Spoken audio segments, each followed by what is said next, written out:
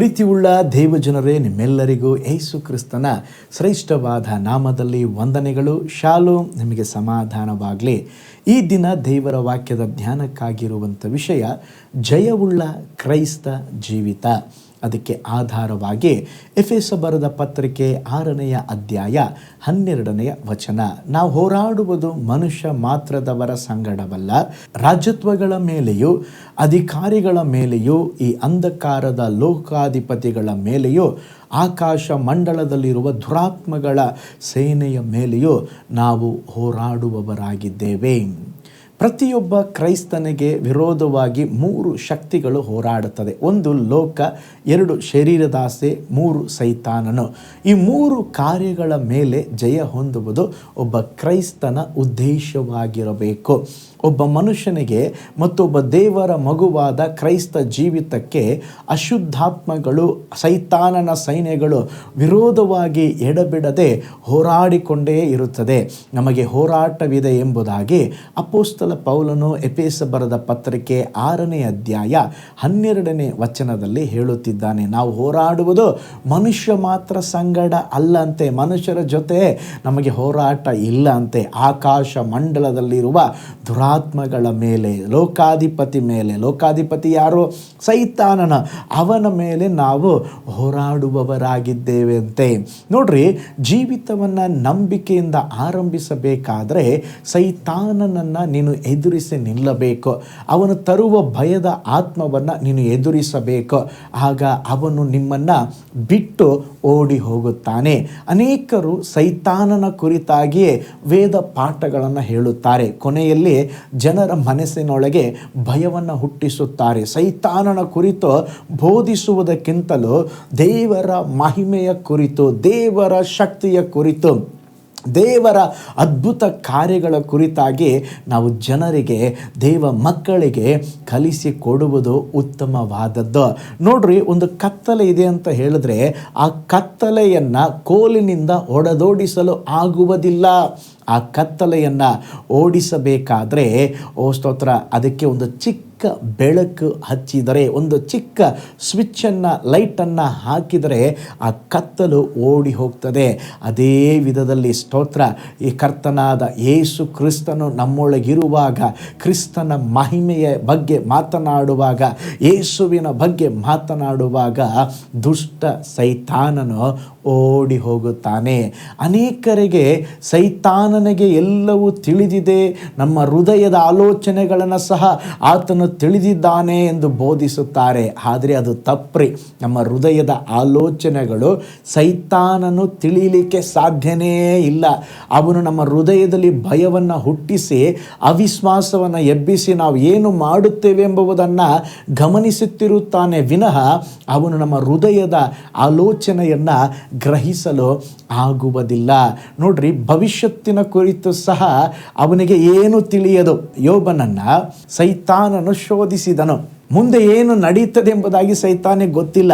ಯೋಬನ 2ರಷ್ಟಾಗಿ ಆಶೀರ್ವದಿಸಲ್ಪಡ್ತಾನೆಂಬುದಾಗಿ ಯೋಬನಿಗೆ ಗೊತ್ತಿಲ್ಲ. ಅದು ಗೊತ್ತಿದ್ದರೆ ಅವನು ಶೋಧಿಸ್ತಾನೇ ಇರಲಿಲ್ಲ.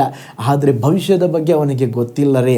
ಆದರೆ ಯೋಬನನ್ನು ದೇವರು 2ರಷ್ಟಾಗಿ ಆಶೀರ್ವಾದ ಮಾಡಿದರು. ಕೆಲವು ಸಾರಿ ನಮ್ಮ ಜೀವಿತದಲ್ಲಿ ಹೋರಾಟ ನಡೀತಾ ಇರ್ತದೆ. ಆ ಹೋರಾಟವನ್ನು ಸಹ ದೇವರು ಅನುಮತಿಸಿರುತ್ತಾರೆ. ಭಯಬೇಡ್ರೆ, ದೇವರು ನಿಮ್ಮ ಪಕ್ಷ ಇರುವಾಗ ನಿಮ್ಮ ಜೀವಿತದಲ್ಲಿ, ನಿಮ್ಮ ಭವಿಷ್ಯದ ಜೀವಿತ ಆಶೀರ್ವಾದದಾಯಕವಾಗಿರುತ್ತದೆ.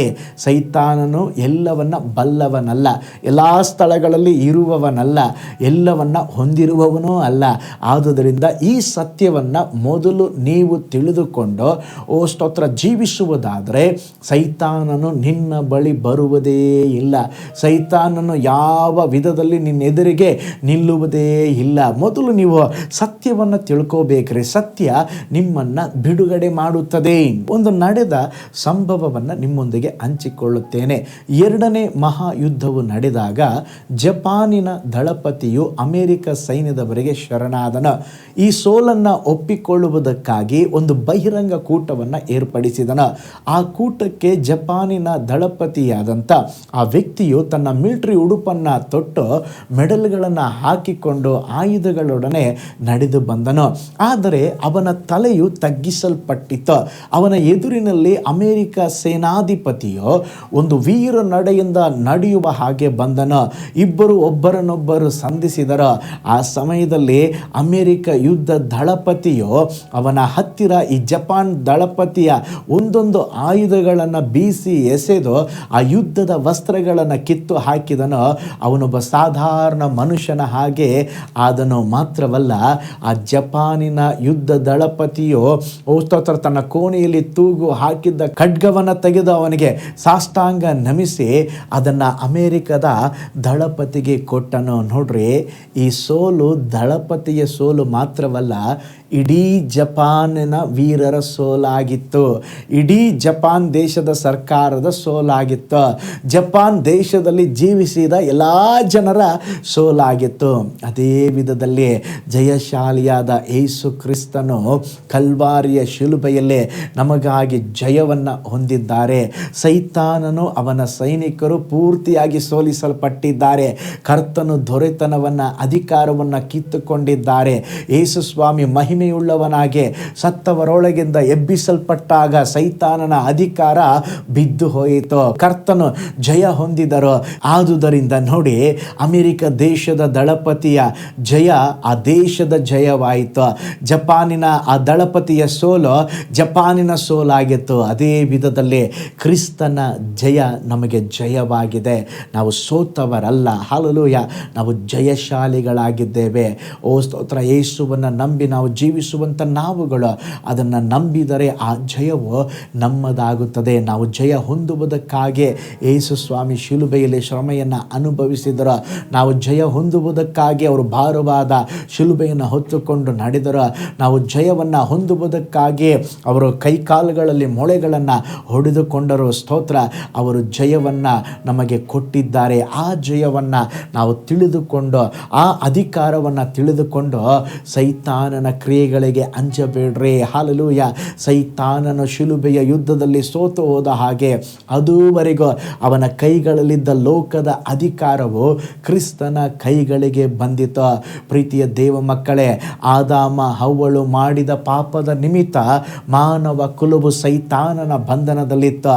ಆದರೆ ಯೇಸುವಿನ ಶಿಲುಬೆಯ ಮರಣದ ನಂತರ ನಾವು ದಾಸರಲ್ಲ, ಜಯಶಾಲಿಯಾದ ಯೇಸುವಿನೊಡನೆ ಜಯವೀರರಾಗಿದ್ದೇವೆ. ಸೈತಾನನ ಕೈಗಳಿಂದ ಆಳ್ವಿಕೆಯು ಅಧಿಕಾರವು ಕೀಳಲ್ಪಟ್ಟಿದೆ. ಇಂದು ಆ ಅಧಿಕಾರವು ನಮ್ಮ ಕೈಗಳಲ್ಲಿ ಕೊಡಲ್ಪಟ್ಟಿದೆ. ನಾವು ಆ ಅಧಿಕಾರವನ್ನು ಉಪಯೋಗಿಸಿಕೊಳ್ಳಬೇಕು. ಈಗ ಸೈತಾನನು ನಮ್ಮ ದಾಸನಾಗಿದ್ದಾನೆ. ಸೈತಾನನ ಎದುರಿಸರೆ ಆಗ ಅವನು ನಿಮ್ಮನ್ನು ಬಿಟ್ಟು ಓಡಿ ಹೋಗುವನೆಂಬುದಾಗಿ ದೇವರು ಹೇಳಿದ್ದಾರೆ. ಆದುದರಿಂದ ದೇವ ಮಕ್ಕಳೇ, ಕರ್ತನು ಕೊಟ್ಟಿರುವ ಜಯವನ್ನು ಸ್ವತಂತ್ರಿಸಿಕೊಂಡು ನಾವು ಜೀವಿಸುವವರಾಗಿರೋಣ. ಕಣ್ಗಳನ್ನು ಮುಚ್ಚೋಣ, ಪ್ರಾರ್ಥಿಸೋಣ. ಪರಲೋಕದಲ್ಲಿ ವಾಸ ಮಾಡುವ ನಮ್ಮ ತಂದೆಯಾದ ದೇವರೇ, ಜಯಶಾಲಿಯಾದಂಥ ದೇವರೇ, ನಿಮಗೆ ಸ್ತೋತ್ರಪ್ಪ. ನೀನು ಕೊಟ್ಟಂಥ ಬಿಡುಗಡೆ, ನೀನು ಕೊಟ್ಟಂಥ ಜಯಕ್ಕಾಗಿ ಸ್ತೋತ್ರ. ಸಕಲವನ್ನು ನಮಗಾಗಿ ಜಯಿಸಿಕೊಟ್ರಪ್ಪ. ಇವತ್ತು ಆ ಜಯವನ್ನು ನಾವು ಪಡೆದುಕೊಳ್ಳುತ್ತೇವೆ ಸ್ವಾಮಿ. ಶಿಲುಬೆಯಲ್ಲಿ ನೀವೇನು ನಮಗೋಸ್ಕರವಾಗಿ ಮಾಡಿ ಮುಗಿಸಿದ್ದೀರೋ, ಯಾವ ಜಯವನ್ನು ಕೊಟ್ಟಿದ್ದೀರೋ ಆ ಜಯವನ್ನು ಜೀವಿಸಲಿಕ್ಕೆ ನಮಗೆ ಸಹಾಯ ಮಾಡಿರಿ. ಇನ್ನು ಮುಂದೆ ನಾವು ಸೈತಾನನಿಗೆ ಗುಲಾಮರಲ್ಲ, ದುಷ್ಟಾತ್ಮಗಳಿಗೆ ನಾವು ಹೆದರುವುದಿಲ್ಲ, ಭಯಪಡುವುದಿಲ್ಲ. ಯಾಕೆಂದರೆ ನಾವು ಜಯ ಹೊಂದಿದ ಜಯವೀರನ ಮಕ್ಕಳಾಗಿದ್ದೇವೆ ಸ್ವಾಮಿ. ಜಯ ಕೊಟ್ಟು ನಡೆಸ್ರಿ, ಅದ್ಭುತ ಮಾಡಿರಿ. ಈ ವಿಡಿಯೋ ವಾಚ್ ಮಾಡಿದ ಪ್ರತಿಯೊಬ್ಬರನ್ನು ಬ್ಲೆಸ್ ಮಾಡಿರಿ. ಒಂದು ಜಯಭರಿತವಾದ ಕ್ರಿಸ್ತಿಯ ಜೀವಿತ ಜೀವಿಸಲಿಕ್ಕೆ, ಜಯ ಹೊಂದಿದ ಕ್ರಿಸ್ತನನ್ನು ಹಿಂಬಾಲಿಸಲಿಕ್ಕೆ, ಆ ಸತ್ಯವನ್ನು ತಿಳಿದುಕೊಳ್ಳುವುದಕ್ಕೆ ನಮಗೆ ಸಹಾಯ ಮಾಡಿರಿ, ಆಳ್ವಿಕೆ ಮಾಡಿರಿ. ಯೇಸುವಿನ ಹೆಸರಿನಲ್ಲಿ ತಂದೆಯೇ, ಆಮೇನ್. Praise the lord. ಹಾಗಾದರೆ ಜಯ ಹೊಂದಿದ ಕ್ರಿಸ್ತನು ನಮ್ಮೊಂದಿಗಿದ್ದಾರೆ, ಜಯ ಕೊಟ್ಟಿದ್ದಾರೆ. ಆ ಜಯವನ್ನು ಪಡೆದುಕೊಂಡು ಜೀವಿಸೋಣ. ದೇವರು ನಿಮ್ಮನ್ನು, ನಿಮ್ಮ ಕುಟುಂಬವನ್ನು ಬ್ಲೆಸ್ ಮಾಡಲಿ. ನಾಳೆ ಮತ್ತೊಂದು ದೈನಂದಿನ ಧ್ಯಾನದಲ್ಲಿ ನಾನು ನಿಮ್ಮನ್ನು ಸಂಧಿಸ್ತೇನೆ. ನಾನು ನಿಮ್ಮ ಪ್ರೀತಿಯ ಸೇವಕ pastor Paul Joy. God bless you all. ಕರ್ತನಲ್ಲಿ ಪ್ರಿಯರೇ, ಈ ಸಂದೇಶ ಮತ್ತು ಪ್ರಾರ್ಥನೆ ನಿಮಗೆ ಆಶೀರ್ವಾದಕರವಾಗಿದ್ದರೆ, ದೇವರು ನಿಮ್ಮನ್ನು ಪ್ರೇರೇಪಿಸಿದರೆ, ನಂಬಿಕೆಯಿಂದ ಸಾಗುವ ಈ ಸೇವೆಗೆ ನಿಮ್ಮ ಅಮೂಲ್ಯವಾದ ಕಾಣಿಕೆಯನ್ನು ಬಿತ್ತಿರಿ. ಪ್ರೀತಿಯ ದೇವಜನರೇ, ವಾಯ್ಸ್ ಆಫ್ ಹೋಪ್ ಮಿನಿಸ್ಟ್ರಿಯ ವತಿಯಿಂದ ಕೋರಮಂಗಲದಲ್ಲಿ ಪ್ರತಿ ಭಾನುವಾರ ಬೆಳಿಗ್ಗೆ 9:30ಕ್ಕೆ ಕನ್ನಡ ಆರಾಧನೆ ನಡೆಯುತ್ತಿದೆ. ಆತ್ಮಭರಿತವಾದ ಆರಾಧನೆ, ಮನಮುಟ್ಟುವ ಸಾಕ್ಷಿ, ಬಲಪಡಿಸುವ ದೇವ ಸಂದೇಶ. ಬನ್ನಿ, ನಮ್ಮೊಂದಿಗೆ ಭಾಗಿಯಾಗಿ ಕರ್ತನನ್ನು ಆರಾಧಿಸಿರಿ. ನೂತನ ತಿಂಗಳ ಆಶೀರ್ವಾದ ಕೂಟ ಪ್ರತಿ ತಿಂಗಳು ಮೊದಲ ದಿನ ಸಂಜೆ 7 ಗಂಟೆಗೆ. ಪ್ರತಿ ತಿಂಗಳು 2ನೇ ಶನಿವಾರ ಬಿಡುಗಡೆ ಉಪವಾಸ ಪ್ರಾರ್ಥನೆ ಕೂಟ ಬೆಳಿಗ್ಗೆ 10:30ಕ್ಕೆ. ನಿಮಗಾಗಿ ಪ್ರಾರ್ಥಿಸಬೇಕೇ? ನಿಮಗೆ ಯಾವುದಾದರೂ ಪ್ರಾರ್ಥನೆ ಮನವಿಗಳು ಇರುವುದಾದರೆ ಕೆಳಗಿನ ನಂಬರಿಗೆ ಕರೆ ಮಾಡಿ ಅಥವಾ ವಾಟ್ಸಪ್ ಮಾಡಿ. ಈ ಆತ್ಮಿಕ ಸಂದೇಶಗಳು ನಿಮಗೆ ಆಶೀರ್ವಾದಕರವಾಗಿದ್ದರೆ ಲೈಕ್ ಮಾಡಿರಿ. ಇಂಥ ಅದ್ಭುತ ಸಂದೇಶ ಪ್ರತಿದಿನ ನೋಡಲು ಬಯಸುವುದಾದರೆ ಸಬ್ಸ್ಕ್ರೈಬ್ ಮಾಡಿ ಹಾಗೂ ಇತರರೊಂದಿಗೆ ಶೇರ್ ಮಾಡಿರಿ. ಕರ್ತನು ನಿಮ್ಮನ್ನು, ನಿಮ್ಮ ಕುಟುಂಬವನ್ನು ಆಶೀರ್ವದಿಸಲಿ.